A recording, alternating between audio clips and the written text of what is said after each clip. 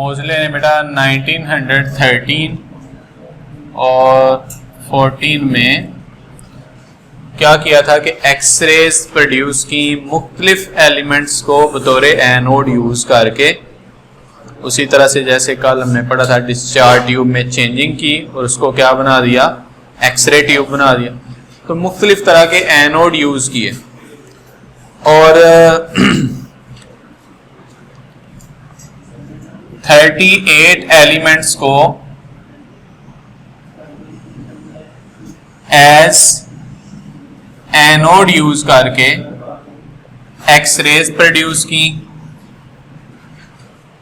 और उन एक्सरेज को जब देखा तो उनकी जो रेंज बनती थी 0.04 एंगस्ट्रम से लेके 8 एंगस्ट्रम तक की रेंज बनती है उनकी, यानी इस रेंज की, इस वेवलेंथ वाली रेंज की एक्सरेज थी जिनको के वो अंडर स्टडी लेके आया।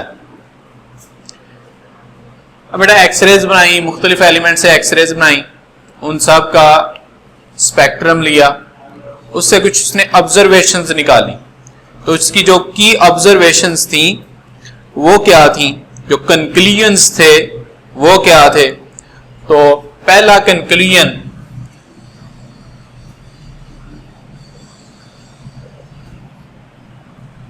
मोज़ले ने 1913 और 14 में क्या किया, एक्सरेज प्रोड्यूस की, 38 डिफरेंट एलिमेंट्स को बतौर एनोड यूज किया, उनके ऊपर कैथोड रेज गिराई, एक्सरेज प्रोड्यूस की और जो एक्सरेज की रेंज थी वो क्या थी 0.04 एंगस्ट्रम से लेके 8 एंगस्ट्रम तक। ये सारा जब काम किया, ये बड़ा लंबा चौड़ा काम है, सारा जो काम किया उसमें से कंक्लूजन्स क्या निकाली, नताइज क्या निकाले।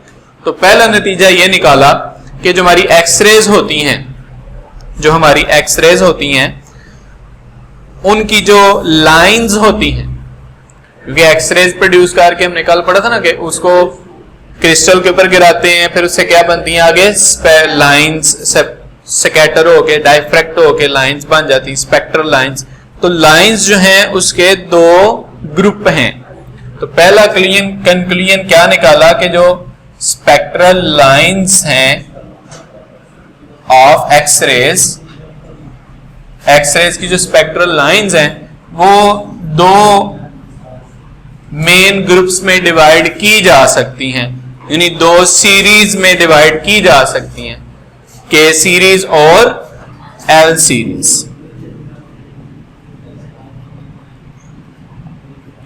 जैसे हाइड्रोजन के स्पेक्ट्रम के अंदर था ना, मुख्तलिफ सीरीज थी, लेमन सीरीज, बेलमर सीरीज, ऐसे ये एक्सरे का जो स्पेक्ट्रम लिया गया उसके अंदर दो तरह की सीरीज बड़ी वाज़ेह नजर आई। कौन सी, के सीरीज और एल सीरीज।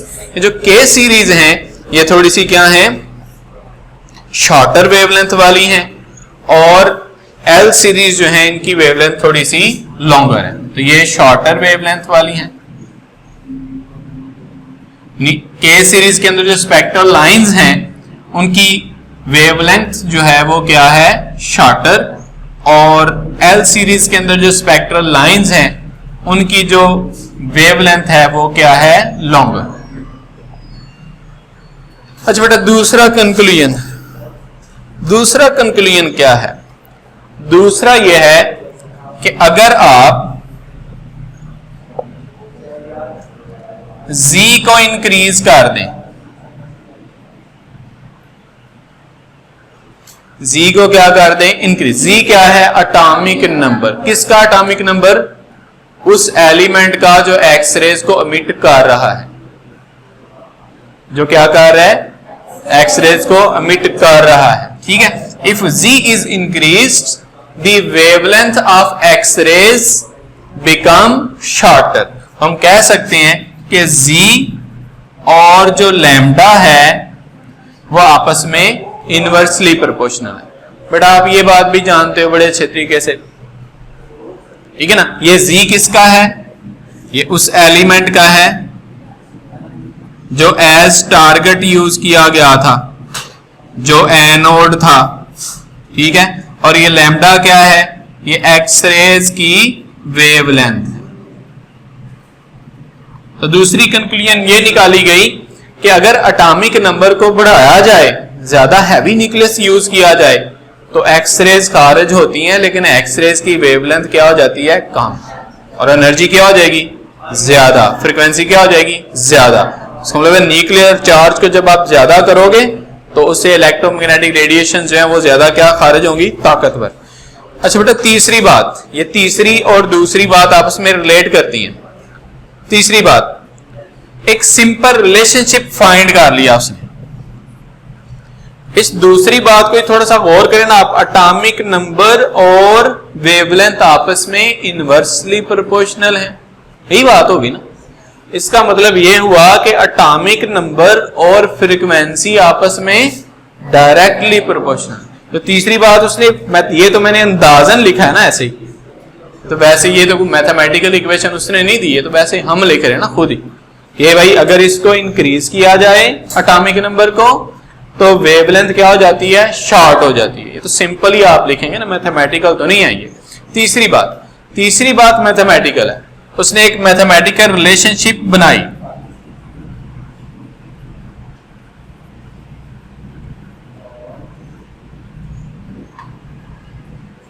ये मैथमेटिकल रिलेशनशिप किस में बनाई गई, ये बनाई गई जी में और फ्रीक्वेंसी में। किसमें, जी में और फ्रीक्वेंसी। एटॉमिक नंबर और फ्रीक्वेंसी ऑफ एक्सरेज के अंदर एक सिंपल रिलेशनशिप आ गई। वो क्या थी सिंपल रिलेशनशिप, और ये थी V under root is equal to A into G minus B। यहां पे अगर आप गौर करें तो A क्या चीज है, A हमारा कांस्टेंट है और B क्या है, B भी एक कांस्टेंट है। इसका मतलब ये हुआ कि जो V अंडर रूट है ये डायरेक्टली प्रोपोर्शनल टू किसके है, Z के। डायरेक्टली प्रोपोर्शनल टू किसके है, Z। इसको मजीद सादा करना चाहें तो दोनों तरफ आप क्या ले लें, स्क्वायर कर लें, तो V जो है directly proportional to Z square आ जाएगा। V directly proportional to Z square आ जाएगा। ये सिंपल रिलेशनशिप आ गई। ये बेटा ये जो वाली जो रिलेशनशिप है ये स्ट्रेट लाइन रिलेशनशिप है। ये क्या है, स्ट्रेट लाइन। ग्राफ अगर आप ड्रा करोगे तो आपको स्ट्रेट लाइन मिलेगा। अभी मैं उसकी भी अहमियत बताता हूं। उससे पेशतर A क्या चीज है, एक कांस्टेंट, और B भी क्या है, ये भी कांस्टेंट। ये जो A और B है ये हर मेटल के साथ क्या हो जाते हैं, चेंज हो जाते हैं। ठीक है, हर मेटल के साथ A और B जो है वो क्या हो जाते हैं, चेंज हो जाते हैं। A जो है ये प्रोपोर्शनैलिटी कांस्टेंट है और B को हम बोलते हैं screening constant of the metal. B जो है ये स्क्रीनिंग कांस्टेंट है और A जो है ये प्रोपोर्शनैलिटी। A प्रोपोर्शनैलिटी कांस्टेंट है। अच्छा बेटा यहां तक बात समझ में आ गई। अच्छा इससे, इस रिलेशनशिप से, ये जो 3 नंबर वाली है, इस रिलेशनशिप से फिर क्या बन गया, मोजले ने एक लॉ बना लिया अपना। रिलेशनशिप नंबर 3 से क्या बन गया, मोजले का लॉ। ये लॉ क्या कहता है हमें, इसकी स्टेटमेंट बिल्कुल ये वही है। और से देखें जरा, this law states that the frequency of a spectral line in x-ray spectrum varies. X-ray spectrum के अंदर जो स्पेक्ट्रल लाइन होती है उसकी जो फ्रीक्वेंसी होती है वो वेरी कर जाती है, चेंज हो जाती है। कब चेंज होती है, as the square of atomic number of an element emitting it. जो ही आप उस एलिमेंट का एटॉमिक नंबर का स्क्वायर चेंज कर दो जो इसको खारिज कर रहा है। सादा लफ्जों में क्या कहना चाहता है, वो ये कहना चाहता है कि जो फ्रीक्वेंसी है ना स्पेक्ट्रल लाइन की, वो इस एक्सरे को खारिज करने वाले एलिमेंट के एटॉमिक नंबर के स्क्वायर के डायरेक्टली प्रोपोर्शनल है। ठीक हो गया। तो ये वाली जो बात है आखिरी, V is directly proportional to Z square, ये हो गया आपका मोजले लॉ। बेटा मोजले लॉ की डेफिनेशन क्लियर है। इस लॉ से क्या पता चला, मोजले लॉ से क्या पता चला हमें, किसको अहमियत मिल रही है, एटॉमिक नंबर को। बेटा ये पहली मर्तबा था हमें पता चला एटॉमिक नंबर असल प्रॉपर्टीज को शो करता है। एटॉमिक नंबर असल में वजह है एलिमेंट्स की प्रॉपर्टीज की। एटॉमिक मास जो है वो एलिमेंट्स की प्रॉपर्टीज की वजह नहीं है। असल वजह कौन है? एटॉमिक नंबर, क्योंकि एटॉमिक नंबर जो है वो असल में न्यूक्लियर चार्ज है। जो ही आप न्यूक्लियर चार्ज को चेंज करते जाते हो तो आपका जो एटम का जो बिहेवियर है, रिएक्शन करने का अंदाज है, बाकी सारी चीजें हैं वो भी क्या होती जाती हैं? चेंज होती चली जाती। उसका सबूत हमें कहां से मिला? उसका सबूत हमें एक्सरे की प्रोडक्शन से मिला, क्योंकि इलेक्ट्रॉन जब हायर ऑर्बिट से जंप करके लोअर ऑर्बिट में आता है, एनर्जी खारिज करता है। जो ही आप जी चेंज करते हो तो एनर्जी भी क्या हो जाती है? चेंज हो जाती है। और यही एनर्जी तो बॉन्ड फॉर्मेशन में भी इसी तरह से होता होगा ना। जब एक एटम बॉन्ड बनाता है, इलेक्ट्रॉन शेयर करता है या इलेक्ट्रॉन लूज करता है या इलेक्ट्रॉन गेन करता है, तो उसमें मेन किरदार फिर किसका हुआ? एटॉमिक नंबर का हुआ, फिर न्यूक्लियर पावर का हुआ ना। तो न्यूक्लियस की जो पावर है वो फिर मेन चीज हुई, एटॉमिक मास ना हुआ। फिर इस तरह से फिर क्या हुआ? हम एटॉमिक नंबर पे कन्वर्ट कर लिया हमने पीरियोडिक टेबल को। जो हमारा पीरियोडिक टेबल था पहले चल रहा था एटॉमिक मास पे, लेकिन जब मोज़ले ने ये चीज बताई कि जनाब atomic number is more important than atomic mass, उसकी और भी कई वजूहात हैं। एटॉमिक मास जो है वो सही तरह से नहीं बढ़ता, वो मतलब रैंडम होता है, ठीक है। लेकिन एटॉमिक नंबर जो है 1/1 बढ़ता है, उसमें एक एक का फर्क होता है, ये भी एक वजह थी। और प्रॉपर्टीज हमारी एलिमेंट्स की जो हैं वो सही तरह से रिपीट होती हैं अगर हम एटॉमिक नंबर पे ले जाएं पीरियोडिक टेबल को। तो पीरियोडिक टेबल की जो जदीद फॉर्म है वो असल में मोज़ले के पीरियोडिक लॉ पे है। तो पीरियोडिक लॉ भी फिर मोज़ले ने पेश कर दिया, जिसमें बताया कि एलिमेंट्स की प्रॉपर्टीज जो हैं वो उनके एटॉमिक नंबर्स का पीरियोडिक फंक्शन होती है। एलिमेंट अपनी प्रॉपर्टीज को रिपीट करता है पीरियोडिक टेबल में। मुख्तलिफ एलिमेंट्स जब हम अरेंज करते हैं according to their atomic numbers, तो फिर वो सही तरह से अपनी प्रॉपर्टीज को रिपीट करते हैं, एटॉमिक मास के हिसाब से रिपीट नहीं करते। बेटा यहां तक बात क्लियर होगी? अच्छा, इसके बाद क्या करें? इसके बाद ये हुआ कि हमने एक बनाया ग्राफ, और उस ग्राफ की अहमियत को समझना जरा आप। ये वाली जो रिलेशनशिप है 2, इसमें अगर देखें अगर आप, तो ये स्ट्रेट लाइन ग्राफ बन सकता है जिसमें आप क्या कर सकते हो? v√, को प्लॉट कर सकते हो z के अगेंस्ट। v√, और z क्या करेंगे बेटा? यहां y एक्सिस पे v√, ले लिया जाएगा और इधर क्या लिया जाएगा? z। अब उसने बेटा 38 एलिमेंट्स को यूज किया था बतौर एनोड। उन सब की सारी जो स्पेक्ट्रल लाइंस है ना, उन सारी की सारी स्पेक्ट्रल लाइंस की आपने फ्रीक्वेंसी यहां पे नहीं लेनी। हर एलिमेंट की के सीरीज की फ्रीक्वेंसी यहां पे लेनी है। के सीरीज की कोई एक स्पेक्ट्रल लाइन देख लेनी है, ठीक है। के अल्फा ले ली सिर्फ, ठीक है। और के अल्फा को यहां पे आपने फ्रीक्वेंसी को बनाते गए। जब हमने देखा ये जी था एटॉमिक नंबर, कुछ का एटॉमिक नंबर हमें पता था। फर्ज करें ये एटॉमिक नंबर हम वैसे लिख देते हैं। फर्ज करें यह है 10, यह है 15, 20, 25, 30, 35,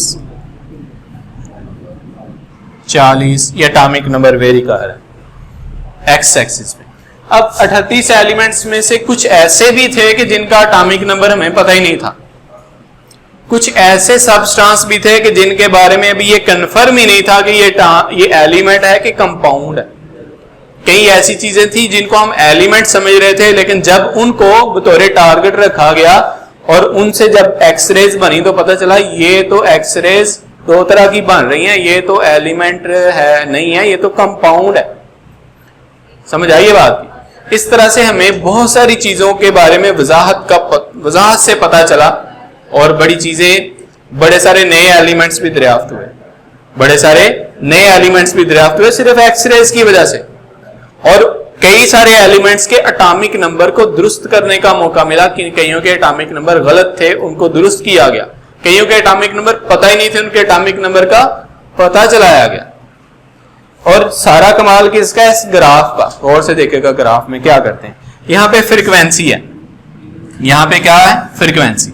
अब आपको पता है एक एलिमेंट की कि फ्रीक्वेंसी ये है, ये चल रहा है ग्राफ। आप 38 एलिमेंट्स थे, उसमें से कुछ का डेटा आपने यहां ग्राफ बन गया, स्ट्रेट लाइन में ग्राफ आ गया। अब ये वाला एलिमेंट है, फर्स्ट करें एलिमेंट है एक्स, इसकी आपको सिर्फ फ्रीक्वेंसी का अंडर रूट पता है, आपको इसका एटॉमिक नंबर पता नहीं है। तो आप क्या करेंगे, ग्राफ में जाके यहां से नीचे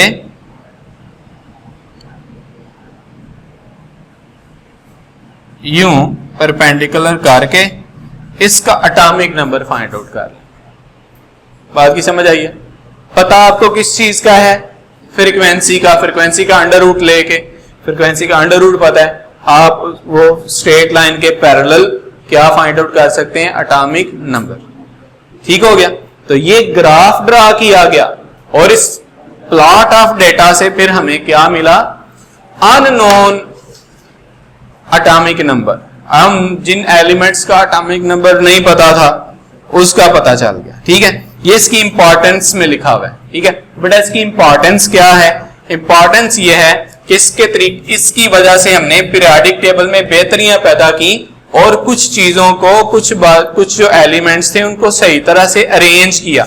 जैसे पोटेशियम को और आर्गन को सही तरीके से अरेंज किया गया और निकल और कोबाल्ट को भी सही तरीके से अरेंज किया गया प्रॉपर वे से। देखें, पीरियोडिक टेबल में पुराना जो तरीका था वो ये था कि हम एटॉमिक मास देखते थे। पोटेशियम जो है ना, मेंडलीफ के पीरियोडिक टेबल में 39 इसका मास है, आर्गन का 40 है। मेंडलीफ के मुताबिक अगर देखें, एटॉमिक मास के हिसाब से तरतीब लगाएं, पोटेशियम को पहले आना चाहिए, आर्गन को बाद में आना चाहिए। लेकिन जब हम एटॉमिक नंबर फाइंड आउट किया तो आर्गन का 18 है, पोटेशियम का 19 है। तो पहले किसको आना चाहिए, आर्गन को, और बाद में किसको आना चाहिए, पोटेशियम। और यही सही तरतीब है।